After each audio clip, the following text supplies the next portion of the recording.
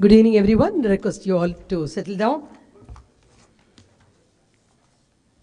We are delighted to invite our esteemed chief guest, Shri T.K. Balaji, Chairman and Managing Director, Lucas TVS Limited, and our guest of honor, Ms. Halima Halan, British Deputy High Commissioner, Chennai, along with Mr. Ram Kumar Shankar, President, MCCI, and Mr. A. Vishwanathan, Vice President, MCCI, to kindly join us at the head table, please.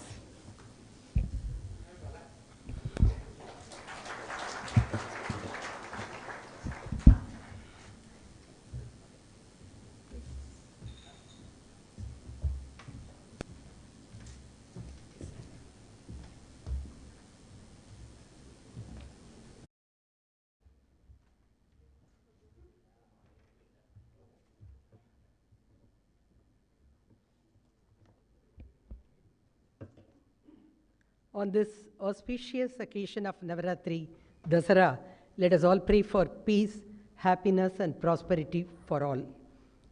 Today marks the Chamber's 189 glorious years of service to industry and commerce as we step into our 190th year, moving steadily towards our bicentennial celebrations a decade from now. Rain or shine, we have always celebrated the Chamber's birthday on this day every year. Thank you all for joining us today on this joyous occasion. Before inviting our President to give his welcome remarks, may I kindly request everyone to keep your mobile phones on silent mode, please. Thank you for your understanding. I now invite Mr. Ram Kumar Shankar, President MCCA and MD Kempla Sanmar Limited, to give the welcome remarks, please.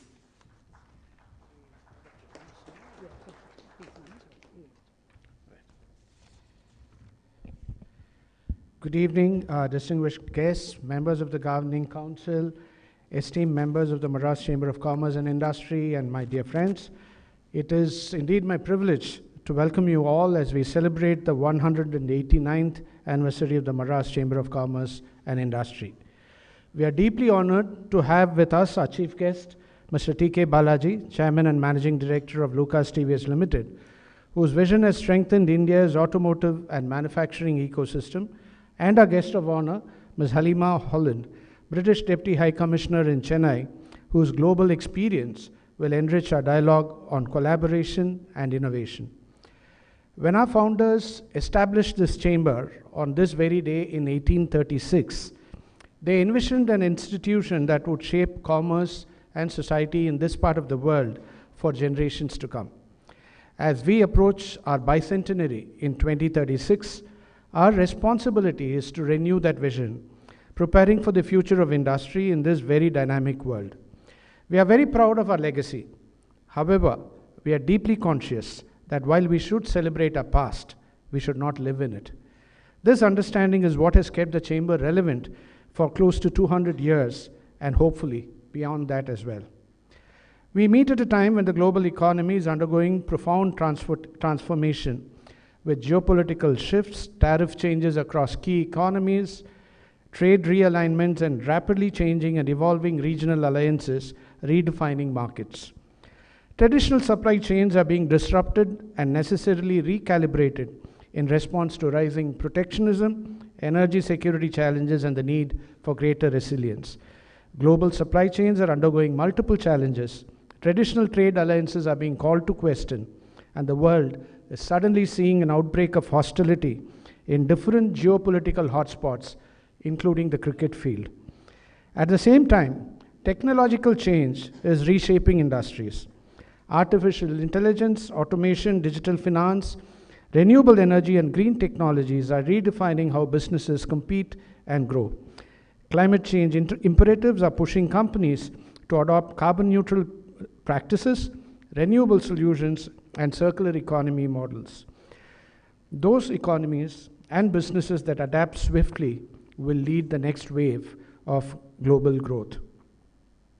To address the disruption in supply chains and global trade flows caused by geopolitical shifts, India has been acting decisively, forging strategic trade agreements with the UK, UAE, and Australia, with many more currently on the negotiation table. These agreements expand market access and position India as a trusted partner in international trade. Tamil Nadu, which is the state of focus for our chamber, has played and continues to play a very important role in the country's economic growth. Always a leader within the country, this is a state with a lot to be proud of. Among India's most industrially advanced states, contributing nearly 8.5% of the nation's GDP, the state also contributes 10% of India's exports, making it the top exporting state in the world, in the country. Chennai alone accounts for around 60% of India's automobile exports, and Tamil Nadu leads in auto components, textiles, leather, electronics, and IT and ITES. Beyond traditional strengths, we are also emerging as a hub for sunrise industries, electronics manufacturing, fintech, aerospace, life sciences, electric mobility, and many others. And it's not just about economics though. Tamil Nadu also compares quite favorably on social metrics. It is thus in these very exciting, though challenging times, that the Madras Chamber looks to make meaningful contributions as it nears its bicentennial in 2036. MCCI envisions a decade of innovation, sustainability, and inclusive economic growth, aligning with the Government of India, Tamil Nadu's vision of becoming a $1 trillion economy by 2035. Our strategic focus as a chamber rests on 8 pillars. Starting with strengthening the manufacturing base, through our role of manufacturing a roadmap study, we identified regulatory challenges and developed actionable recommendations to improve ease of doing business, reinforcing the chamber's role as a catalyst for industrial growth. Our second focus area is empowering MSMEs and startups. With around 3.5 million MSMEs employing around 25 million people, and with the maximum number of factories in the country, in the state, Tamil Nadu is second only to Maharashtra as far as MSMEs are concerned. MCCI supports MSMEs and startups with digital adoption, skills training, finance access, and global integration, helping them move from being just suppliers to becoming global partners. The third pillar that we focus on is driving exports and value addition. And by working with the government to ease logistics bottlenecks and expand port capacity, MCCI is playing a small role in helping Tamil Nadu's exports achieve higher volumes and greater value addition. The fourth pillar for the chamber is fostering emerging and sunrise sectors, towards which we actively support electronics, fintech, aerospace, life sciences, e-mobility, and GCCs, integrating them with MSMEs, startups, and academia to create a vibrant ecosystem of innovation.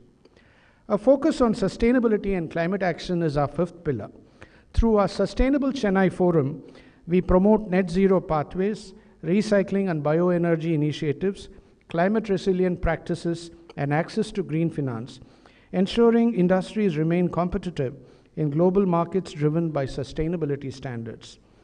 Another focus area is research and policy advocacy, with the Chamber continuing to provide thought leadership to the government on industrial policy, skills, and economic strategy, ensuring alignment between business priorities and the state's growth goals.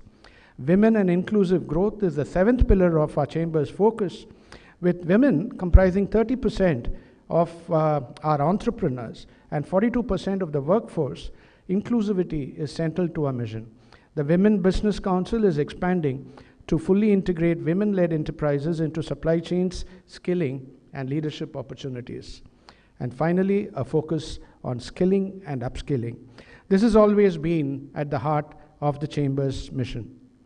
Spanning horizontally across all these 8 focus areas is our role as a gateway for international engagement, a role that will be even more critical in the years ahead. The recently signed UK-India Comprehensive Economic Partnership Agreement opens opportunities in automotive components, textiles, IT services, and green technologies. Tamil Nadu, with its strong export base, stands to benefit immensely. Our diaspora in the UK, over 1.5 lakh strong, is a natural bridge for trade, innovation, and investment. And already, UK universities are expanding collaborations with Chennai institutions, while UK investors are active in renewable energy projects such as offshore wind and green hydrogen. Beyond the UK, MCCI will continue to deepen engagement with other countries like Germany, United States, countries in the EU, and in Southeast Asia, complementing the Chief Minister's international missions and positioning Tamil Nadu not only as a gateway to India, but as a hub of global partnerships. Thus, as we look ahead to her 200th year, the Chamber's mission is clear: to align with national priorities, partner with the state government's bold vision, and build strong bridges with the global economy. The presence of a chief guest, Mr. T.K. Balaji, an icon of Tamil Nadu's industrial strength, and our guest of honor, Ms. Halima Holland, representing the UK's innovation and international collaboration, underlines this very connection. Their presence here today reminds us that the future of industry and commerce lies in combining local strengths with global partnerships in order to build an inclusive and sustainable future for everybody around. Mr. Balaji is, of course, a doyen of industry in Tamil Nadu and is known for driving significant growth through global partnerships, product development and diversification, and quality focus. Under his visionary leadership, his group has been transformed from a single unit operation to becoming a global leader in automotive components. Ms. Halima Holland has a deep understanding of complex geopolitical interplays, with overseas assignments preceding this stint in Chennai in countries like Iraq, Afghanistan, and Israel. Through her diplomatic career, she has focused on security cooperation, economic partnerships, and people-to-people connection. MCCI is deeply honored to have their presence here with us today as we celebrate our 189th Chamber Day, and I extend my gratitude to Mr. T.K. Balaji and Ms. Halima Holland for gracing this occasion. Our thanks also to all of you, our members, partners, and well-wishers, for your steadfast support. As we step into one of the most promising decades of our history, let us together shape ideas, assist in policy formulation, and foster partnerships that will define the future of Tamil Nadu's and indeed India's economy. With all your good wishes and support, may the Madras Chamber of Commerce and Industry continue to stand as a symbol of resilience, innovation, and inclusive growth for generations to come. Thank you, and I wish you all a memorable evening. Thank you very much.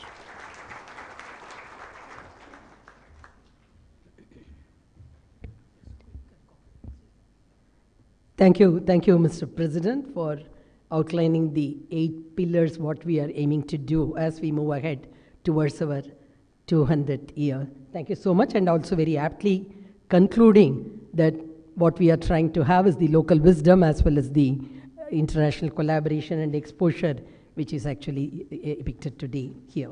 Thank you so much. May I now request Mr. Ramkumar Shankar to present a green welcome to Sri T.K. Balaji, a sapling which symbolizes the prosperity, peace, growth, and sustainability.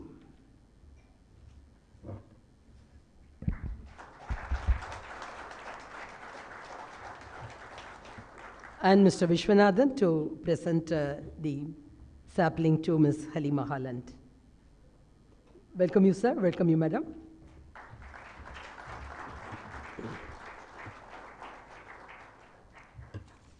Mr. Ramkumar Shankar mentioned about the history of the chamber.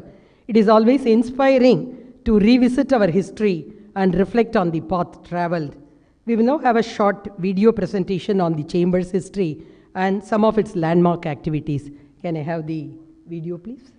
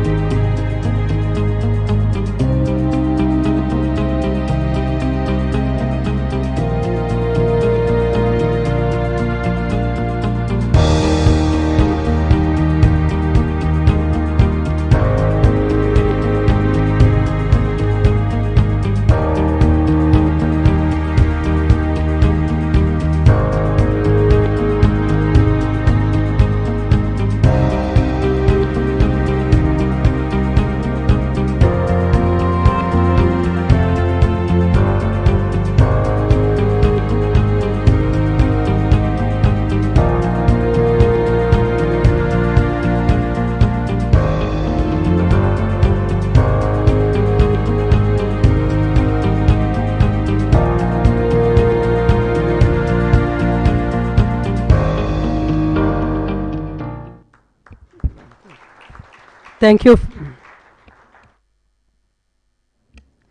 Thank you for your kind attention. I know it was a pretty fast because we were trying to bottle the entire sea water. That's the reason. Thank you. Thanks for your patient listening.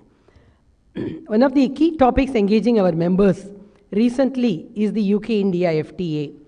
The Chamber has had a deep and historic connect with the UK since its very inception, obviously. We fondly recall the presence of the then Deputy High Commissioner, Mr. Mike Nithavarianakis, during our 175th year celebrations beginning when he launched the special cover for the Chamber. I think you can see him there. Today, after nearly 15 years, and in the backdrop of the UK-India FTA, we are extremely privileged and happy to have the current Deputy High Commissioner, British Deputy High Commission Chennai, with us as we step into our 190th year. As Mr. President said, she has experience in national security in all the complex regions, the Middle East and South Asia. She has previously been posted to Iraq, Afghanistan, and Israel, and the occupied Palestinian territories. She started her career in the civil service covering Central America. Ladies and gentlemen, please give her a big hand as I invite Ms. Halima Holland, the guest of honor, to say a few words on this important occasion. Over to you.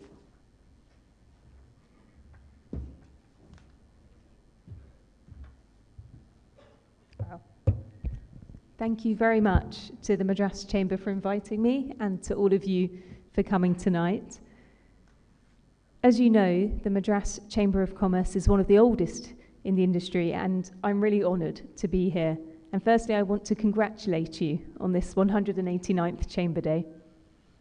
Now, as we've already heard this evening, just a few weeks ago, the United Kingdom and India signed the Comprehensive Economic and Trade Agreement, also known as an FTA, a landmark accord that ushers in a new era in our strategic partnership. This agreement is not only a major economic milestone, one which is projected to boost bilateral trade by £25.5 billion annually in the long term, it's also a gateway to transformative opportunities in sectors that matter deeply to both our nations. Under the Free Trade Agreement, 99% of Indian goods will now enjoy duty-free access to the UK market. We'll see streamlined services access, government procurement and customs procedures, all of which will make trade faster, easier, and more predictable. We've also agreed commitments on cooperation and information sharing, which SMEs from both countries will benefit from. This includes bespoke access to contact points, easy-to-access trading information, and an agreement to keep finding ways to reduce barriers to do trade between the UK and India. Indian consumers will also have better access to some iconic British goods, including Scotch whisky, for those of you who are whisky fans, Scottish salmon, cosmetics, and electric vehicles. Crucially, the FTA also includes mobility provisions for professionals, enabling innovators to collaborate more seamlessly across borders. But beyond trade, our cooperation is both urgent and impactful. For India, the FTA opens doors to greater investment. It empowers Indian companies to access the UK market and to collaborate on cutting-edge research. For the UK, it means deeper engagement with India's dynamic ecosystem. British companies bring world-class expertise in technology and solutions, and we want to bring them together.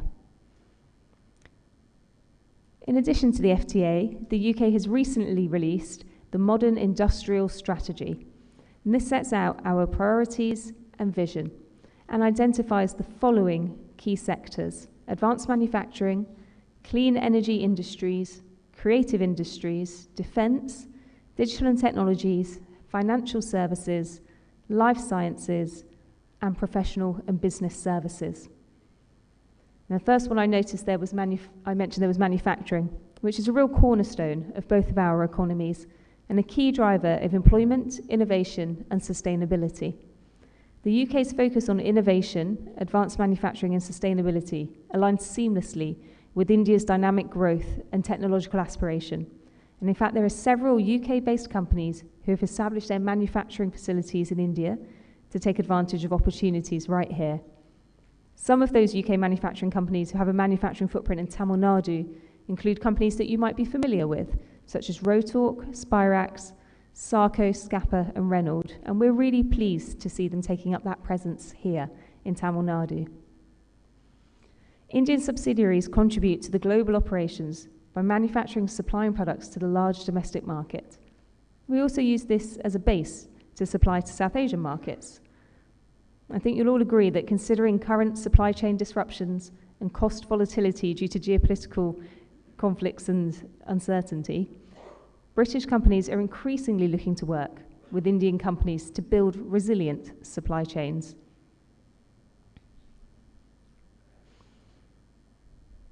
We have trade and investment teams in all of our British Deputy High Commission offices and the office in Delhi, who work to support companies looking to expand their businesses and access the UK market. These teams can advise any of you on how to set up a new business in the UK, how to expand an existing business, or how to choose the best route to ensure market access. That service extends does not stop once you are based in the UK. It continues as your business expands internationally. And we've helped several companies to make a soft landing in the UK across sectors, from manufacturing to tech. Some big success stories that you might have heard of are TVS Motors Norton, TAFE, Prodapt, TVS SCS, and increasingly we're seeing tech companies like Zoho and others rapidly expanding their footprint in the UK and using it as their European base.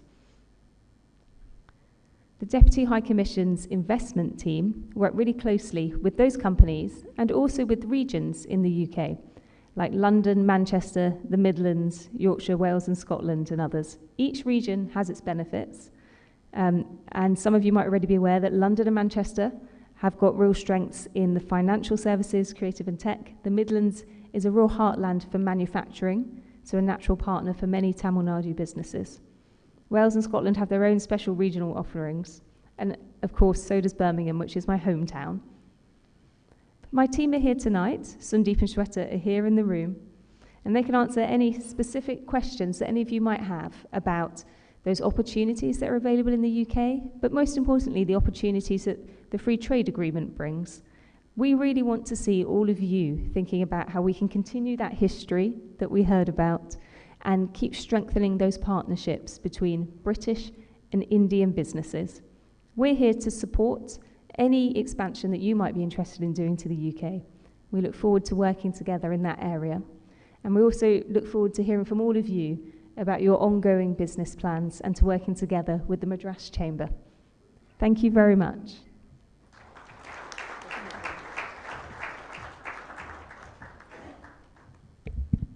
Thank you, Madam, for that precise speech. As we could see, the Comprehensive Economic Partnership Agreement is going to throw open a lot of opportunities, both sides, and we are excited to continue to work with the British Deputy High Commission. We would like to have more detailed deliberations on the UK FTA to understand it better, and as you rightly said, the sectors, especially where the Madras Chamber is also working very closely on the clean energy, the fintech, the life sciences, MSMEs, all those we are seeing a lot of opportunities to emerge once these things are finalized and we have a better understanding. Thank you so much. As Ms. Halima said, we will continue to work with the British High Commission on this and on many more things. Thank you so very much. We now take this opportunity to launch our 190th year logo as inspired by the Tamil verse, Pazhayana Kazhidalum, Pudiyana Pogudalum, meaning the old has to be dismantled and the new things have to emerge, whether it is ideas, systems, things like that. So we would now request the Chief Guest, Sri T.K. Balaji, to honor us by launching the logo for our 190th year.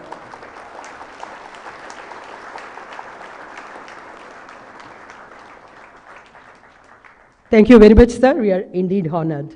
Thank you. There is also a happy coincidence I found. I understand Lucas TVS was established in 1962 as a joint venture between Lucas PLC UK and the TVS Group, India. Interestingly, Lucas began its operation in India as early as 1930 through Lucas Indian Service, providing warranty and after-sales service for imported vehicles fitted with Lucas parts. Today, the company Lucas TVS has 7 plants in India and a strong global presence in many countries, including offices in the USA, China, South Korea, Japan, and Germany. We are indeed privileged to have respected Sri T.K. Balaji as our chief guest for our 189th anniversary of the Chamber. I'll just take the pleasure of introducing him briefly to the audience here. He is the visionary chairman of the Lucas TVS Group, 8,000 crores conglomerate renowned for its cutting-edge technology products. Under his stewardship, the group has solidified its position as a leader in high-tech automotive and industrial solutions. His significant strategic achievement was steering Lucas TVS to become fully owned Indian company. He has been instrumental in diversifying the group's portfolio into several high-technology domains. A testament to his forward-looking vision is the group's recent foray into next-generation lithium-ion cells and batteries based on semi-solid technology. A state-of-the-art facility near Chennai is already producing 1 gigawatt of batteries for the two-wheeler market. He was an early pioneer in adopting Japanese quality and manufacturing systems in India during the 1980s. His unwavering commitment to total quality management led Lucas TVS to achieve the highest global accolades in this field: Deming Application Prize by Juice in 2004, Deming Grand Prize by Juice in 2012. He is highly respected personality in the Indian automotive industry. His leadership role and contributions include past president of the ACMA, member of the CAA National Council for many years, member of the Development Council for Automobiles, Allied Industries, Government of India, and a board member of several leading NSE 100 corporation. In recognition of his immense contributions, he was honored with a special award by the FAE Foundation of Maharashtra in 1995. Ladies and gentlemen, please join me in welcoming Sri T.K. Balaji, the chief guest, to give his keynote address.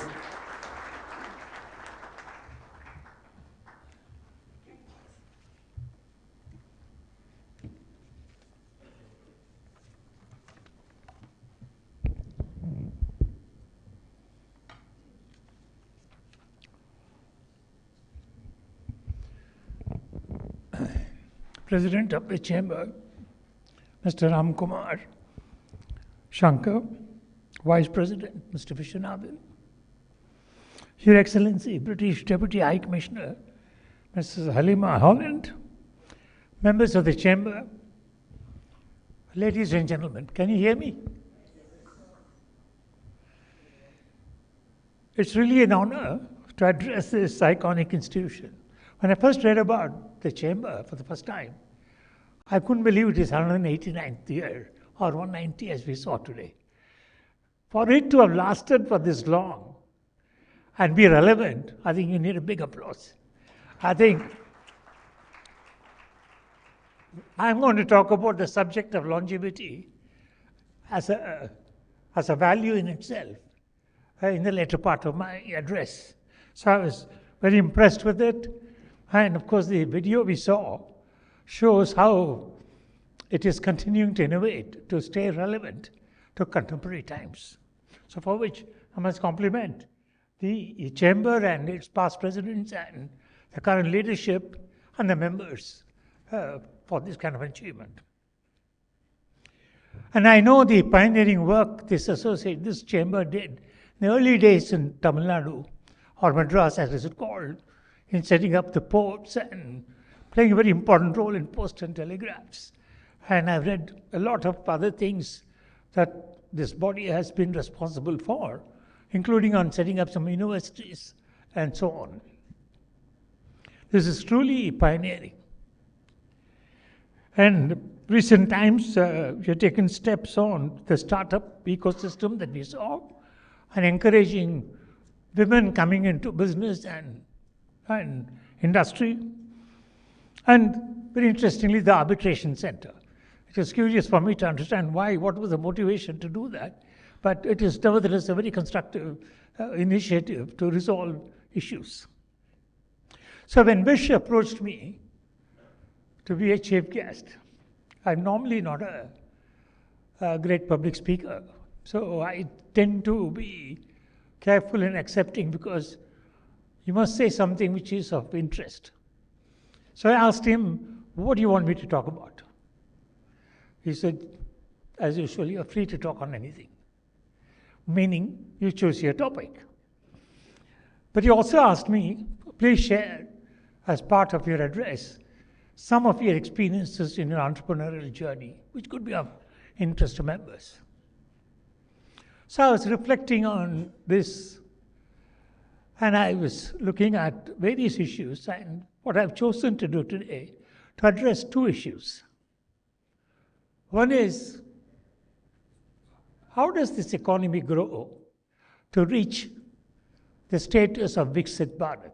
You know, Prime Minister has given a very energizing vision that by 2047, which is 100th year of our independence, India should become a fully developed nation. That's the vision that he has put forth, which is quite exciting to think about. So the question I was asking myself, what do we have to do for that? And what kind of growth we have to achieve? And what is the role of industry in this? The other thing which I want to address is about how do we build scale in this global market? You know, India has been growing at 6 to 7% per annum in the recent times, and it's rated as one of the fastest growing large economy. We have been told constantly that we are the fourth largest. Thanks to the various reforms and actions of the government, substantial progress has been made in infrastructure, in road networks, in freight corridors, ports, airports. And recently, this simplified indirect tax system has brought in a common market of 1.4 billion people at a very competitive tax rates, which I think we must give a big compliment to the government for these initiatives. Apart from this, we are also decisively moving towards energy security. As you know, we are importing all the oil in the world, and that has been much of a controversy from whom we should buy and so on. But government is moving in the direction of making India energy secure by putting emphasis on renewable energy. And I think the last count, from what I have seen, 50% of the installed capacity towards renewable power today. I think India is one of the fastest growing renewable power in the world. And I think the government's plan is by 2040, we should practically be energy independent so that we are not dependent on any other nation. The PLI schemes have been promoted to build scale, and there are many examples. The iPhone is a celebrated example, where India is exporting a lot of iPhones to the world. And solar panels, battery cells, semiconductors, and many more. The progress on digitization with Aadhaar cards and UPI payment, in a way, is where we are ahead of many countries. And I think many countries in Africa, and in fact even developed nations, are looking to what they call as India Stack to implement. And we have seen how in a short while that technology has revolutionized day-to-day commerce amongst rank and file of people. Even a cart seller has a scan, and you have to just pay only through cash. He doesn't want to accept cash. This was unbelievable a few years ago. This is really dramatic what has happened in India. In many ways, I feel government is moving faster than industry. But then think about it. We are the fourth largest economy, but we are at $4 trillion. China is at $20 trillion. When you look at the aggregate figure, it looks quite interesting to say fourth largest. But then where are we on per capita terms? At $2,800, we are way down in the totem pole. India is ranked 120th or 125th in the Committee of Nations. So the size of the economy has little relevance to the standard of living of people. If you are to make India as a developed nation, every Indian, wherever he is, has to enjoy that standard of living. Then only you can truly call yourself as a developed nation.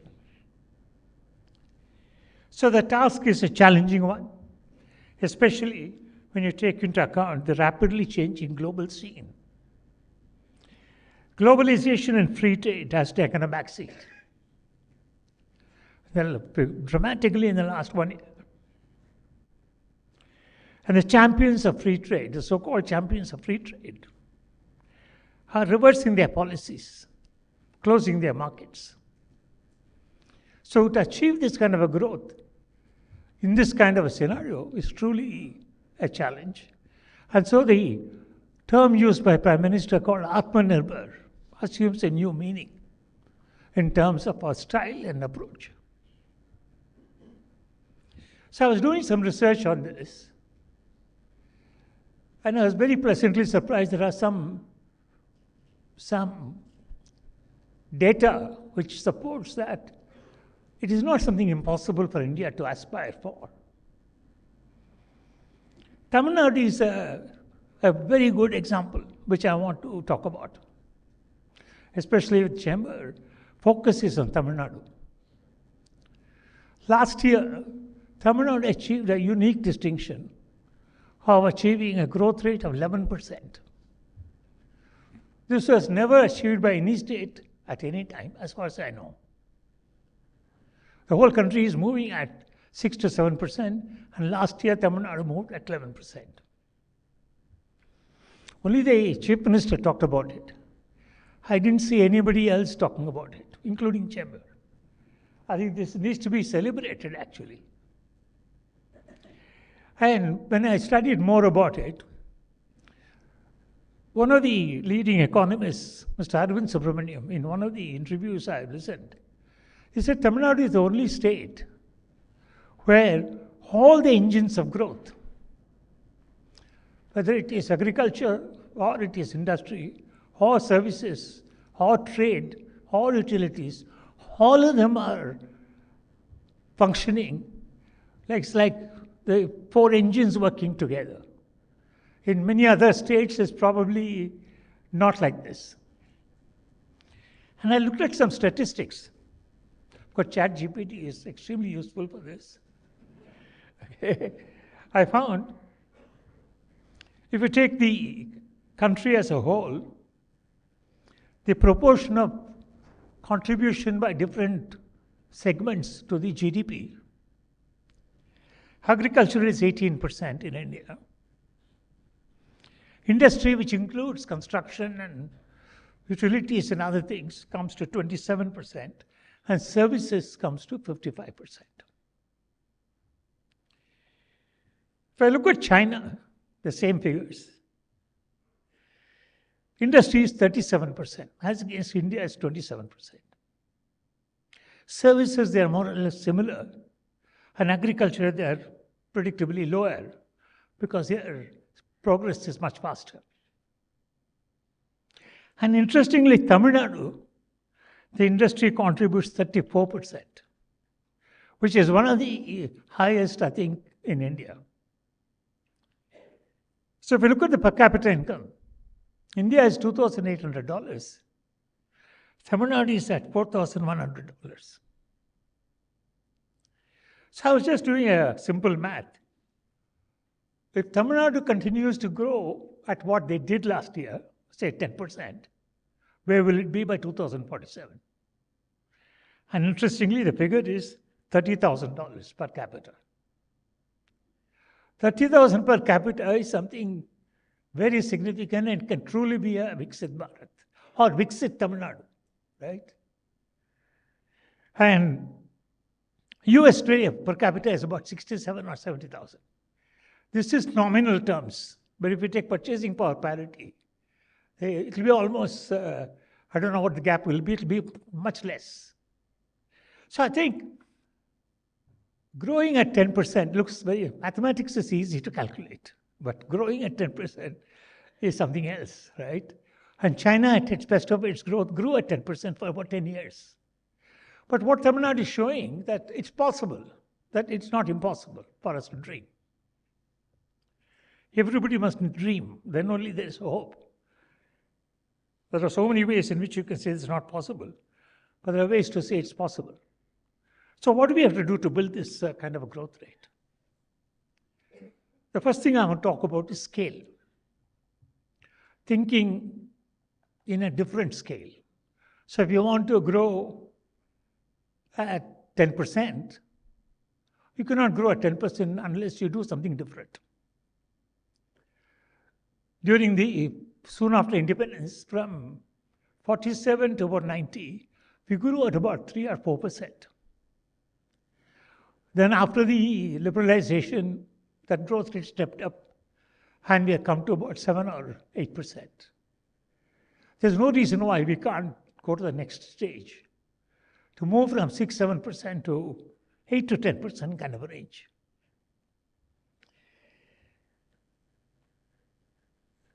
Manufacturing only accounts for 17% of our country. If I take manufacturing instead of industry, industry has got many other components. So if I take pure manufacturing, in India, it only constitutes 17% of the economy, whereas in China, it's at 25%. And as many of us know, and we have been reminded constantly every day in the papers, China dominates many sectors globally. Electric vehicles, they produce today something like 25 million cars, which was unbelievable. They started, if you go back in time, when we were all young and students, in the 80s, or no, the 80s we were still early days of working. Chinese economy, Indian economy was very similar. They opened up about 10 years earlier than us. But the speed of their progress thereafter is much, much faster than what India has been able to do. Of course, we can argue they had the benefit of a different style of governance. But that alone does not explain it to me. If you take, for example, steel, I was staggered. China produces 1,000 million tons of steel. The second largest country on steel is India at 145 million tons. You see the comparison.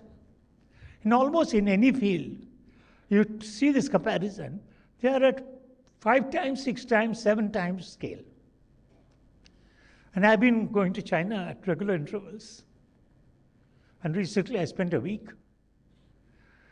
It's really staggering. It's an experience. I would request those who have never been to China, make a visit just for your own satisfaction. You will be simply amazed at the speed at which they are progressing. And more importantly, the way in which they're thinking. I visited many factories.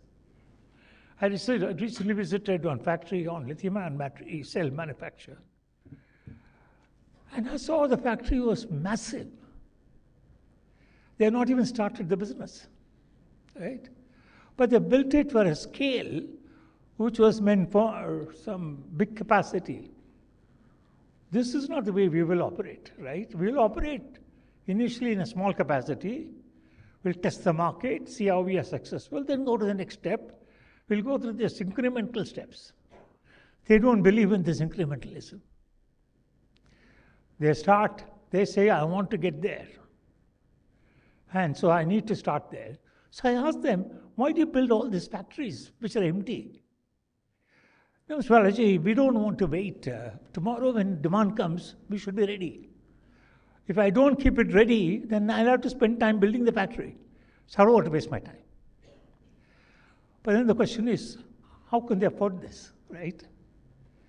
What I found in China, I don't know how they do this, I still haven't got an answer for that. It's a very interesting economy which has got low inflation rate and low interest rates. How do they manage it? I don't know. For savings rate is also low, lending rate is also low. So industry can get loans at 2%, right? So this is a very different economic model that they are operating, but there's no doubt if India has to progress and make scale, interest rates in India have to come down. But fortunately, I think we are moving in that direction with inflation rates coming under control and government thinking of lowering interest rates. So we need to set up ventures with clear focus on global scales and excellence. As I said, we tend to think in small steps and make incremental steps to mitigate the risk and uncertainties. While this is understandable, we need to think how to change it to envision large scale. For this to change, we need to work differently. I want to spend some time on this. So how do we change? How do we build scale? So recently I was attending a meeting with one of our leading customers, somewhere at council where the top management was present. And they were mentioning how the recent example of China flexing its muscles on ferrite magnets or rare earth magnets. The whole industry has come to some kind of a crisis. They said on EV, the entire supply chain is in China. So they can switch it off in no time. So how do we develop these technologies? So they were asking views, etc. So I was sharing with them the way we are functioning today. Each one of us are functioning as a separate enterprise, optimizing ourselves. So I will take a decision what suits my interests. You will take a decision what suits your interests. China doesn't function like that. Government targets an industry and say we should dominate this industry ahead of time.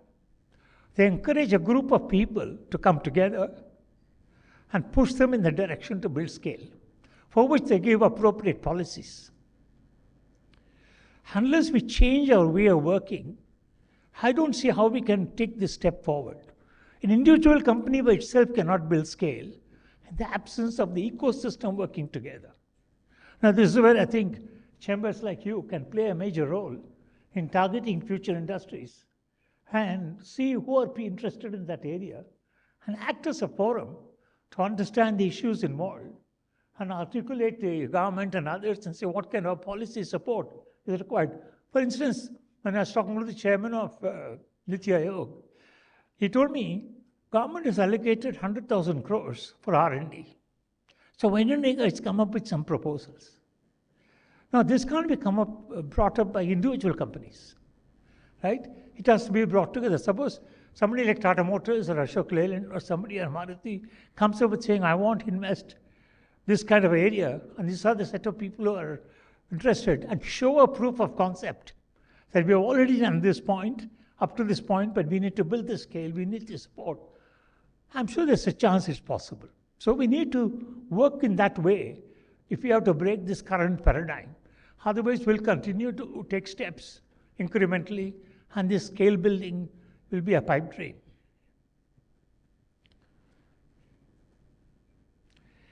The same principle applies in agriculture. I'm no expert in agriculture, but one thing is clear, if agriculture barely contributes 17% of the GDP, but 60% of our population earn their livelihood in agriculture. Now, how will the inequality change if this is the case? I think we need to transform agriculture. I don't know how it can be done, but we need to do that to build scale. You look at our land holdings, it's all fragmented. Because of that, you cannot employ the latest technology, right? So the farming has undergone a revolution globally. And I think Prime Minister had a vision of doing that, but you saw when he announced the reforms, the reactions, the vested interest came into picture, and I think he was not allowed to do that, right? There's a resistance, there's a vested interest in the current situation. If that is not broken, I think we're not going to go forward. The other important point is remunerative prices to farmers, right? See, today, it's a shame in our country that you still read regularly farmer deaths, especially in Maharashtra, we see. I've not seen much in Tamil Nadu. Maybe Keshavan will know more about this. But why should farmers die? Why should they commit suicide? Which means farming is not remunerative. Which means the prices they are getting is simply not sufficient for them to make it profitable. So the question is, what can be done? Here, this is my common sense thinking. I'm no expert. Korean has shown a way in milk production, right, in Gujarat, with cooperative milk generation. And that's the birth of Amul. And Amul is so successful today, it's exporting products even to the US. I can't see why that model cannot be replicated elsewhere. But that requires some passionate people to do that. Coming back to industry, as I said, scale is one thing we need to think about. We need to address that question genuinely. And we need to focus the scale on a future technology and not today's technology. It's a waste of time to build scale on current technology, because already many others have done it. So you'll only be duplicating what others are doing. You need to leapfrog to go to the next stage. But before that, I want to say something about quality. So we are yet to make a mark globally on products. We may be the fourth largest economy, but I cannot recall any single product which Made in India brand is globally wanted. They're not there. That's the harsh truth. Few companies in isolated areas in pharma or others have made a mark. Our quality levels are substantially to improve to reach world-class levels. The TQM movement and the naming award that was referred to while introducing me, it has inspired few companies to make progress and make a mark. Especially in the auto industry has done quite a bit in promoting the cause of quality. And that is shown in the performance of the auto industry. In its export statistics, auto components export statistics.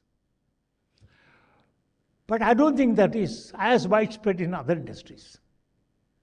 And even in auto industries, it's more dominant in the manufacturing domain than in the non-manufacturing domain. So quality has to become absolute necessity if India has to make progress. Again, this is an area AIIMS Chamber can play an important role in disseminating best practices and sharing knowledge to your members and so on. I just want to narrate an anecdote.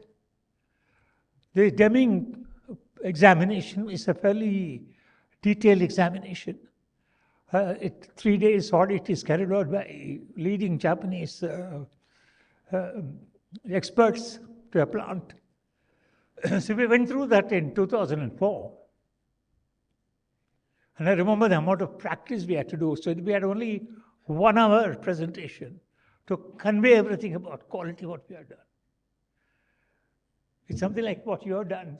119 years of history you have delivered in 5 minutes, right? So something like that. But then we did a lot of practice and we found 1 minute is a long time. If you know exactly what to speak, 1 minute you can convey a lot. That's something taught us the value of time. At the end of it, we finished our audit and we didn't know how well we did, but we thought we did the best we could. And then after about a month or so, we got the news that we won the award. What was surprising was not only we were recognized, we received a letter from JUSE to say that in that year, Lucas Series scored the maximum points in the JUSE examination. And it was practice in JUSE that they will select the company which has chosen the maximum marks to visit. Because even some of the practicing Japanese companies will come and want to learn. We felt very humbled, right? When I saw the list of names of companies which will come and visit us, it was like who is who in the Japanese auto industry. And that too represented at a fairly senior level. We were really under great tension to receive that delegation. And they, of course, they came and they visited, they saw, they said some nice words, and it was part of their learning as to, okay, what's new about this company, what can I learn? They found some practices that we were doing quite interesting, like Sunday working and so on. And there was a closing session. So I put the question to them, saying, you are pioneers in this field, right? And we are really humbled that you want to come and visit us and learn. Can I ask you, what are you doing in quality today? Because we have just started the journey. So the Japanese don't talk much, They're not like us. They don't talk much. So this guy went to the board and wrote down. He put F0 QI. That's all he said. Says, this is what we do. Then he explained. F0, he said, failure 0 is not a destination. It's a starting point. That brought a lot of us into earth, saying you're not doing a big deal in making 0 defects to your customers. Customers expect it. When customers buy a product from you, they expect 0 defect. So I said, fine, then what is QI? QI is quality innovation, which is what is it you are doing which customer did not expect? Something more that you're surprised that, oh, this product offers this. So that is the basis for sustainable progress. I've never forgotten that session, and I keep repeating ad nauseum to my colleagues in my company, and we have a long way to go in this area. Turning to technology, I'm a very great believer that we should leapfrog technology. We should not follow the same technology path that others have traversed.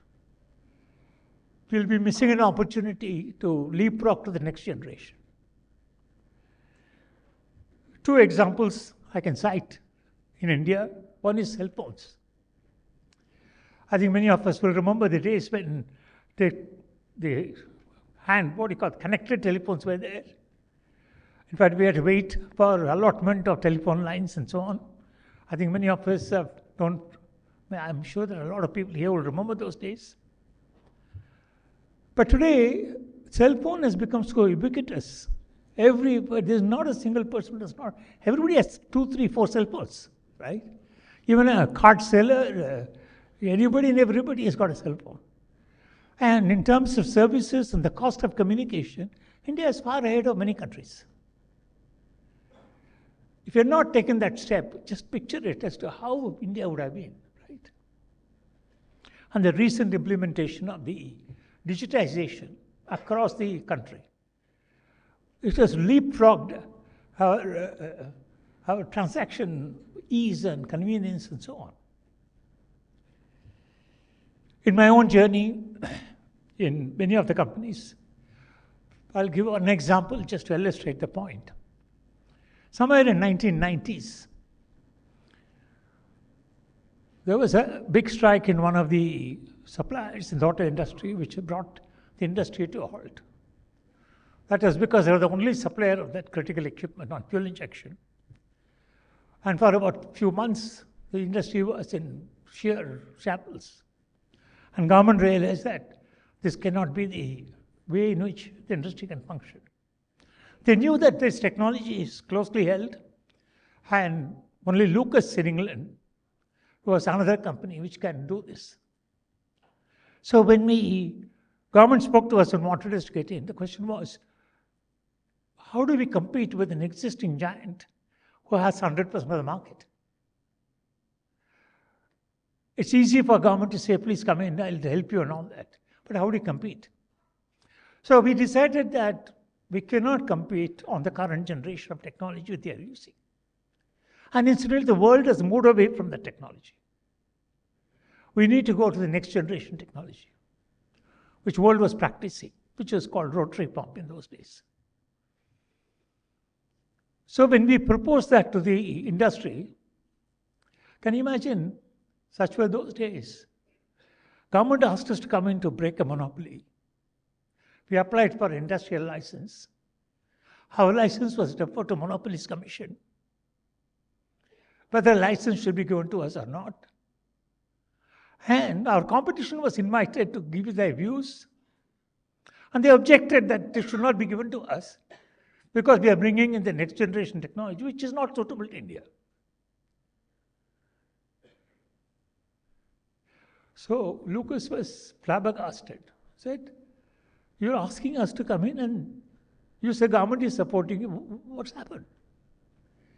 I don't go into too much details of that, but that was the scenario in those days. But nevertheless, we persisted, and eventually, you cannot stop the march of technology. So customers started looking for this, and we came into that field, which forced competition also to come into that field. And we repeated the same story on Common Rail. Not many people know that Delphi TVS was the first company which brought Common Rail to the market. We don't talk about it, we don't publicize it in Tata Motors. When Indica was launched, and Mr. Ratan Tata himself was keen to bring in this technology. And at that time, we had a thriving rotary pump business. We could have carried on. In fact, government asked the question about those days, emission legislation was not there. There was no emission standards.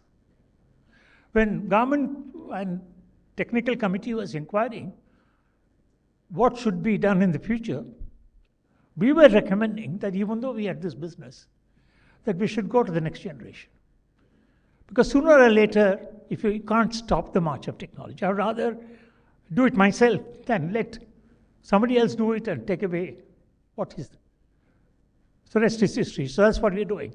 And this is what I strongly believe industry should do. And we have done this in many other companies in Lucas TVS Group, which I don't want to elaborate for lack of time. But I want to cite one example, which is dear to me. This is about lithium-ion batteries, which was referred to in the introduction. Lithium, as you know, EV has come to stay. EV has become a significant part of the two-wheelers today. It's a question of time before it starts becoming relevant in many other areas. I saw recently TI, another company in our state, is promoting EV in trucks, and they're predicting it will start becoming relevant in the coming years. And passenger car is already there in the market. So if you take the future, say 10 years later, 15 years later, the EV penetration will certainly be much, much larger. And it's also important in the context of the climate change that India as a party to sign the Paris Accord of net zero and so on. But today the entire supply chain is dominated by China. It's not really dominated by China in terms of the cells they make, but the entire ecosystem, including the raw materials and everything else. So the question came to us as to what do we do? Now it's easy to go to a Chinese company, have a collaboration, and set up a plant. But we came to the conclusion that's not the route to follow. Because that will not solve the problem. Because you still have to compete with the same Chinese. These Chinese today have a capacity, much like what they have in steel. They have the capacity in China to meet the requirement of EV industry globally twice over. In China, everything I noticed, there are not one or two companies. There are 50, 60 companies, right? There are 100 two-wheeler manufacturers. So the government seemed to encourage large scale, and they allow them to compete, kill each other, and eventually there are 3, 4 people who come out strong. So we have chosen a different route. Cost of setting up these cell plants are prohibitively expensive. It costs about $70, $80 million per gigawatt hour. And you need to set up at least 10 gigawatt hour to be viable, which means you have to invest about $800 million. It's not small. So we have chosen a different path. We are working with global R&D companies, and we picked the next generation technology. And this technology, if it is successful, it has been proved in the lab scale in small pilot It has been also produced in smaller quantities in some companies in Japan, other places. It brings in a lot of advantages. One, the capex cost is much lower. The raw materials can be recycled. And the safety levels of the batteries are significantly higher. We believe that we should go for that technology. But this route that we have chosen is full of challenge, and we need to develop an entire ecosystem. We are working with some raw material suppliers in India who are also developing some solutions. So our progress is going to be slow, but I think if we succeed, I think it will give us a basis for us to not only grow faster later, but also make an impact globally. And that's the route that we've taken. And it can't be done as a one company. It has to have the support of the government. So we are planning to demonstrate it. We are working with one customer who also wants to support us. And together we'll go and demonstrate to the government that this is what we can do, and they need to do something to support such enterprises to come up. So I would strongly recommend anybody who is thinking of setting up new ventures, my strong recommendation is don't waste time repeating what everybody else is doing. Go for the next generation technology wherever you can find it. And don't waste time developing it. Plenty of technologies available in the world. Go and buy it. But put your R&D on top of that. Don't waste your R&D just doing work so that you come to the same stage. And your R&D is best spent if you invest on top of a technology which is already there. I think I've taken. Is it okay for me to continue? Please. Okay. I want to move on to the next topic, which is also inspired by your chamber, which is longevity. See, corporates are mostly judged by financial metrics. ROC, shareholders' value, all this dominates management thinking. If you look at all the rankings that every magazine puts out, the only basis is financial metrics. Nobody ranks anybody on the basis of longevity. And what have we seen? Many corporations who once dominated seem to lose their momentum and slip away due to excessive focus on short-term results. Numerous examples can be cited in India and the world. Textile industry in which India had an early start lost its way. Likewise, even in autos, we had an early start in the late 40s and early 50s. Not many of us know. Premium automobiles were started in the late 40s. Hindustan Motors started in the early 50s. We were at least a few decades ahead of Korea in its journey to start automobile.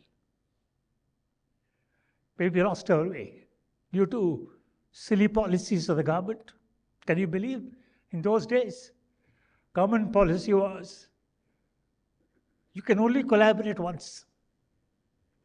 Afterwards, you're supposed to be self-sufficient in technology. Then they'll control the licensing. So cars were asked to be produced at 20,000 license capacity per year. And you must do it indigenously. And that too in 5 years. Preferably in a backward area. It's not a joke. We know, we have lived in that time. I lived in that time.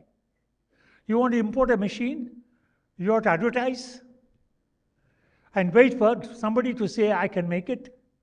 Then you have to go and justify to him why he can't make it. Then go to DGTD.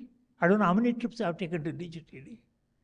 And justify to that officer who doesn't know much about this subject itself as to why it is so. I can't believe today that we were working like that. So we lost precious time. Fortunately, we are not in that game today. And I look back at the youngsters, I keep telling my son, don't keep complaining today. You don't know what you have escaped. Okay.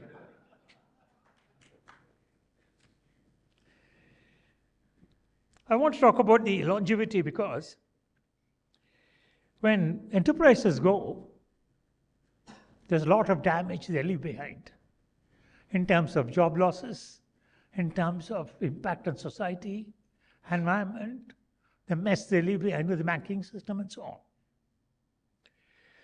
We talked about startup, which is very popular these days. It enables entrepreneurs with new and innovative ideas and implement the same without handicap by finding financial resources. That's a big thing about startup. People with ideas who never had money now can give expression to it, and many enterprises have come up because of that. This is important, but equally important is the health and longevity of existing corporations. We take Lucas Hughes was set up in 62. So 60 years it is, or we're going to be 63 years. What needs to be done for it to continue for 100 or 150 years? How do we run these corporations so that they continue to live and serve the society? So I was studying some of the examples. What has lasted for a long time? And of course, top of the mind, I get these religious institutions, right? Religious institutions have lasted for centuries. Our practices are derived from Vedas and contemporary times continue to be relevant and practiced. Educational institutions have lasted. Nalanda University lasted for 750 years before it was overrun by ignorant invaders. I was looking at Oxford and Cambridge. They are about 400 years old. And Harvard. How are they relevant? Are they still excellent? They're on top of their practice.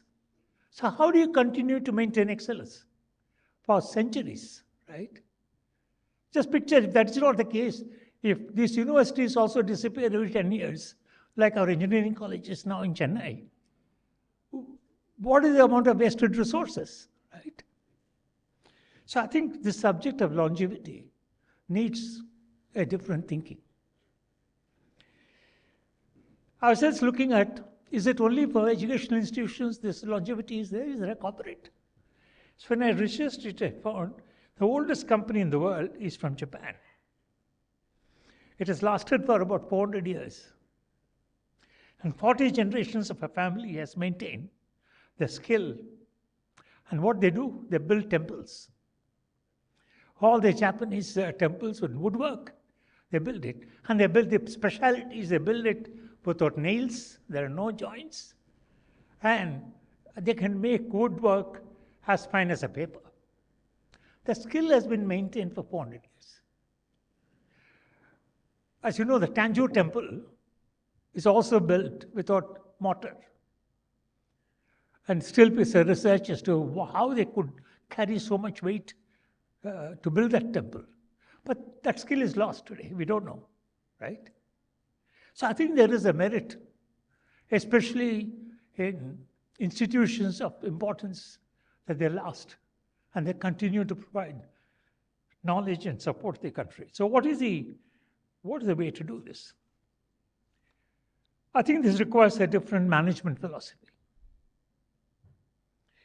And I think I've recently means the last 3-4 years, I've come across a very interesting concept from thinkers, mainly inspired by the experience of Tata Group. And this is called living machine. This is called as living machine. And this management philosophy is being discussed in the Peter Drucker Forum in Europe every year in a workshop. What does it say? It talks about the need for corporations to have longevity, to continue to stay relevant. So what is the style of management? Today, corporates are definitely focused only for short term. I can say it. I'm running a corporation. I have to answer this year's figures, to my board. Public corporations have to answer every 3 months. You may not agree with Trump on everything, but one thing you will agree is he has recently said this quarterly reporting must go. I fully support that, right? And also, if you see, many corporations are tying the salaries of chief executives to the share price. What do you expect that guy to do? Why would he take a decision which is not producing results in the short term, but that's the right thing to do in the long run? Why would he do that? So I think we need a different system. And this philosophy talks about living machine, which has got, as the name implies, you need certain policies, best practices, systems, procedures, which are hardwired into the company, which is the machine part, which are necessary, essential for maintaining standards. But you also need a living element along with it, which will continue to innovate and continue to adapt the company to changing times. If you only have the machine element and no living element, it's pure bureaucracy with no spirit. And if you have only, what shall I say, romantic, passionate people who are romantic, but no systems and procedures, it's not going to survive. So this balance of how to balance living with the machine is the principle behind this. And as you know, those who have understood the valuations, DCF valuations, 70% is in any case in perpetuity, right? All the DCF calculations, 70% is in perpetuity. So depending on what figure you want, people will flex that number, right? So how do you make an organization perpetual? Perpetual is just nothing is perpetual, but meaning, how do you make it longer? I think that's going to be an important question. And I think coming to the chamber, some wonderful work is being done by the chamber. And very briefly I touched it, but I read something which Vish gave to me. It's very impressive. The fact that it's celebrating on 90 years, I'll give you a big applause for 190 years for you to continue to be relevant and hold a conference like this. And my wish is you last for another 200 years. Okay? So my suggestion to you is, I think you need to bring industry together on a future platform and identify areas, if you are focused on Tamil Nadu, identify areas in Tamil Nadu that a group of us can get into, or the group of us who want to get into it, what should the government do? What should the industry do? You can provide a forum for that. You can act as a knowledge partner, right, which you are doing in some areas, where you expand the scope of that on things like TQM practices, on things like getting together people to share best practices on technology development and so on. I think it's very important to focus on MSME, which I think you mentioned, because MSME are the, what shall I say, many people talk about big companies. Big companies don't exist without this thriving MSMEs. So, like in Germany, the MSMEs are there's a name for it, I don't remember the name. It's very, very important. So we need to support MSME. And finally, academia in India is working on its own direction, right? It has nothing to do with industry. Professors are interested in publishing news articles to get recognition somewhere else. There's nothing to do with what we are doing here, right? So this is the role that chambers can play, to bringing academia and industry together. But those minds are also capable, but they need a purpose. Somebody has to put it all together. Sorry, I've taken a bit long time, but I'll just close it with just one thought. But this thought also came to my mind. What are we growing for? Which is an important question. Wherever you go, you see in the world, there's a universal trend of declining demographics. Aging population, people not getting married, people get married, they don't have children. And many countries are looking at the prospect of inevitable decline. Japan is one example. I think they have no choice but to decline and die. question of time, unless something happens in that demography. This is, you can see it in Europe. I'm sure Halima will support my statement. And hence they managed it in the short term with immigration. And it has created its own problems. And they're seeing the consequences of that today. Mr. Trump is doing something else. But I think what it tells me is the importance of balancing growth with harmony with nature and society. This growth is meaningless unless there is also a development in the society which values humanity and values ecosystem, so that we live a long time and our generations to come continues to live peacefully and with prosperity. Thank you.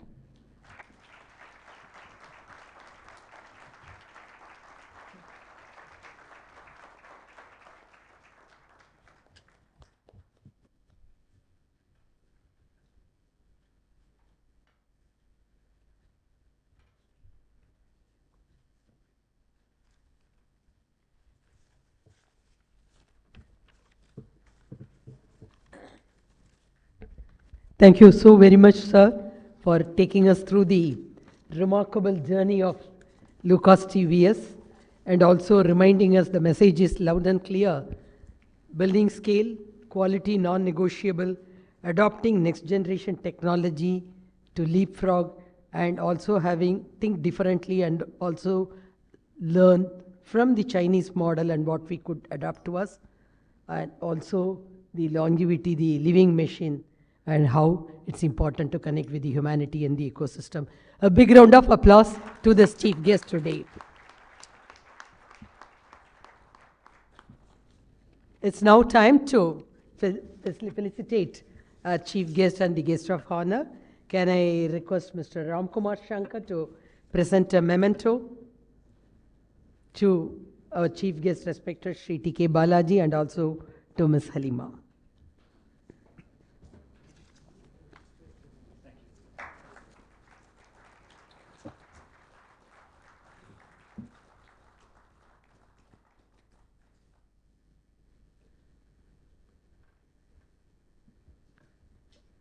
Thank you so very much to our chief guest and the guest of honor.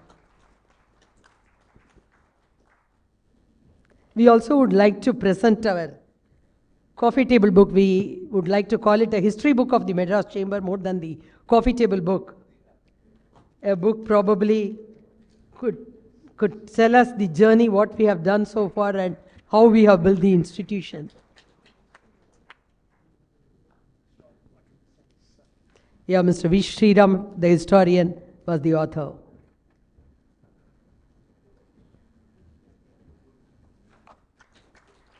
You can see a lot of British history there also, Ms. Halima. Thank you so much. It's really nice that we have had a very fruitful, thought-provoking kind of talk from our chief guest and Ms. Halima. It's now time to invite Mr. Vishwanathan to propose the vote of thanks.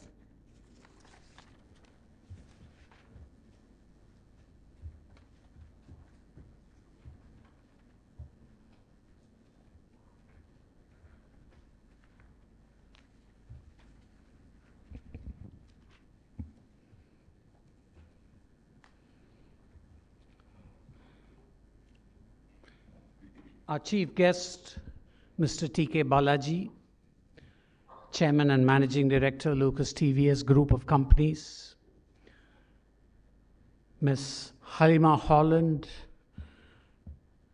Deputy High Commissioner from UK, Mr. Ramkumar Shankar, President, Madras Chamber of Commerce, Saraswati,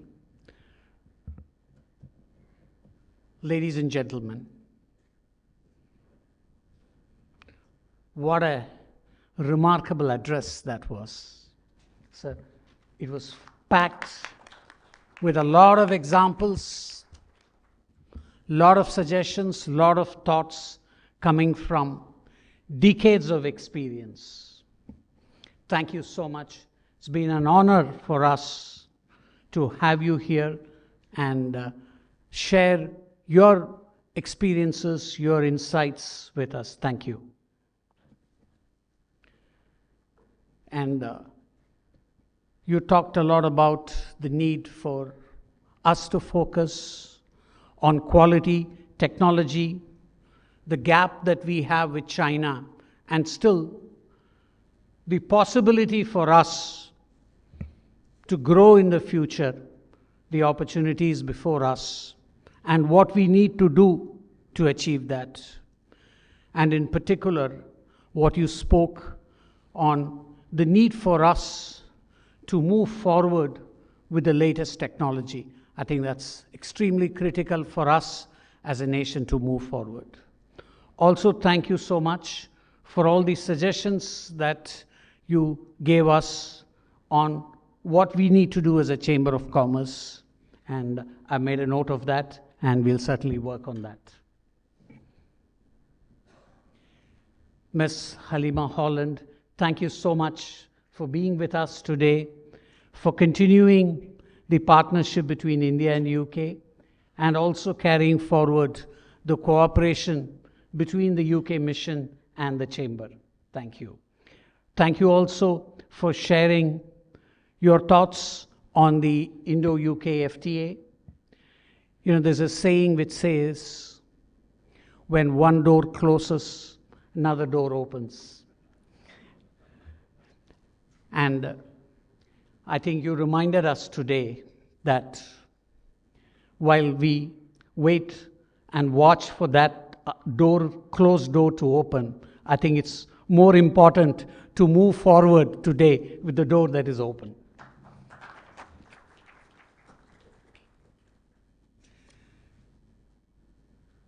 I'd like to thank all the representatives from consulates and trade offices who are here today, the past presidents, my colleagues from the Governing Council,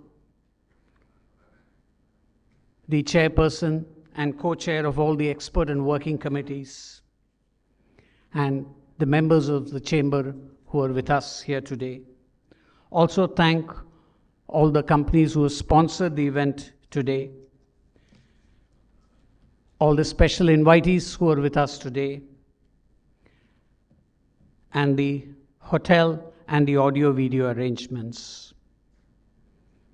It takes a lot of effort, weeks of effort, to bring about an event like this.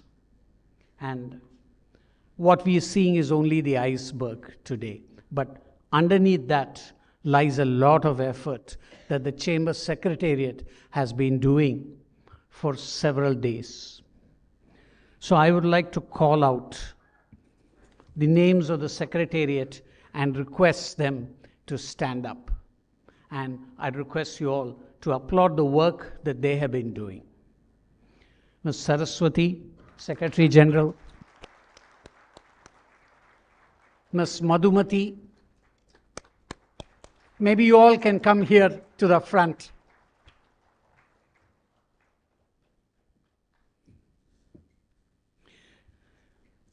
Mr. Loganathan,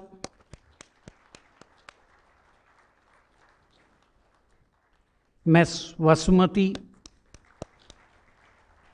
Ms. Jayalakshmi, Mr. Shaktivel, Mr. Saravanan, Mr. Suresh, Mr. Elumalai, and finally Mr. Suresh Kumar. These are the unsung heroes of today's event. Thank you all, and request you all to join for dinner. Thanks. Please rise for the national anthem before breaking for the dinner.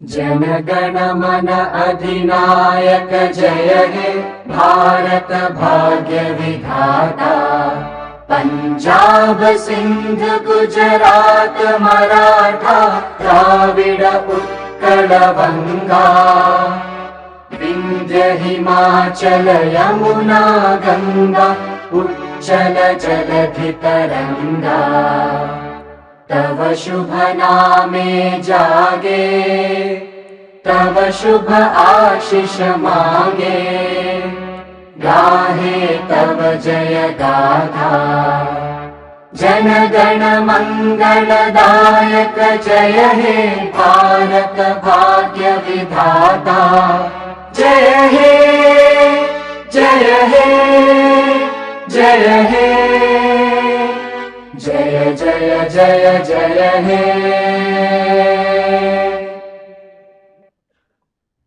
Can I invite all the JC members for a group photo to the stage, please, along with the chief guest and our guest of honor, please, and also the past presidents. Just a photograph. And also a group photo with my team there.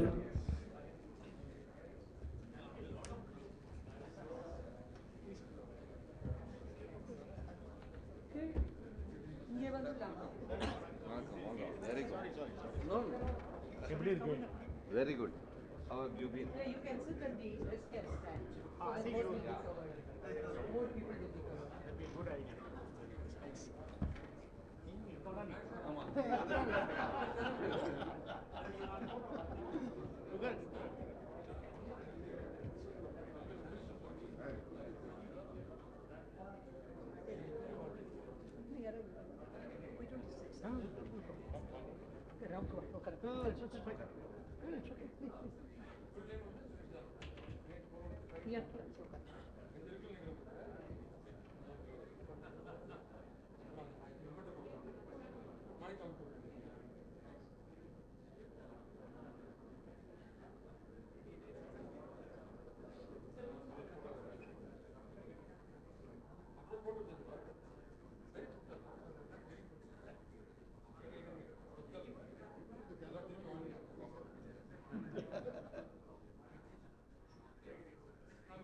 Thank you.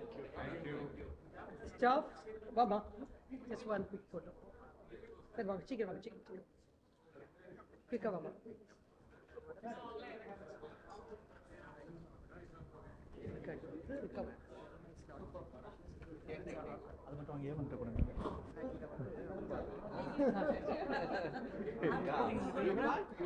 Never day without cake cutting. I would also request the GC members to stay back for a minute. We have the cake cutting. Yeah. After this photo. Correct. Quick.